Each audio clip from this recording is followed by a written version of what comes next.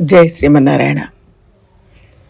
శ్రీశైలేశదయాపాత్రం దీభక్త్యాదిగుణార్ణవం యతీంద్రప్రవణం వందే రమ్యజామాతరం మునిం లక్ష్మీనాథసమారంభాం నాదయామున మధ్యమాం అస్మదాచార్యపర్యంతాం వందే గురుపరంపరాం యో నిత్యమచ్యుతపదాంబుజయుగ్మరుక్మ వ్యామోహతస్తదితరాణి తృణాయ మేనే అస్మద్గురోర్భగవతోస్య దైకసింధోః రామానుజస్య చరణౌ శరణం ప్రపద్యే.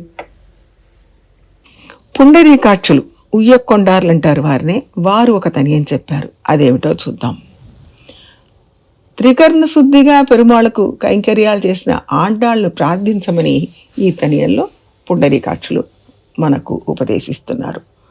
అన్నవయల్ పుదువై ఆండాళ్ அரங்கற்கு பன்னு திருப்பாவை பல்பதியும் இன்னிசையால் பாடி கொடுத்தாள் நற்பாமாலை பூமாலை சூடி கொடுத்தாளை சொல்லு. శ్రీవిల్లిపుత్తూర్ అంటే పుదువై, కొత్త ఊరు పుదువై. అది ఆండాళ్ జన్మస్థలం. అది హంసలు నడయాడే అందమైన పచ్చని పొలాలు, జల సమృద్ధి, ధన సమృద్ధి ఉన్న ఊరు.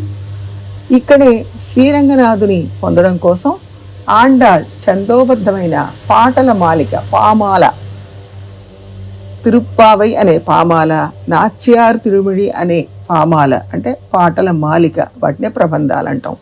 వాటిని పాడి శ్రీరంగనాథుడికి సమర్పించింది.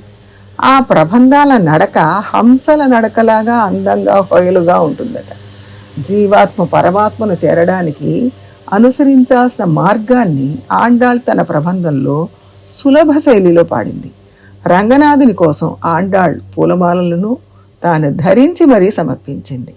ఆ తల్లిని ఎప్పుడూ అనుసంధానం చెయ్యండి అని పుండరీకాక్షులు ఈ తనియంలో మనకు తెలియజేస్తున్నారు.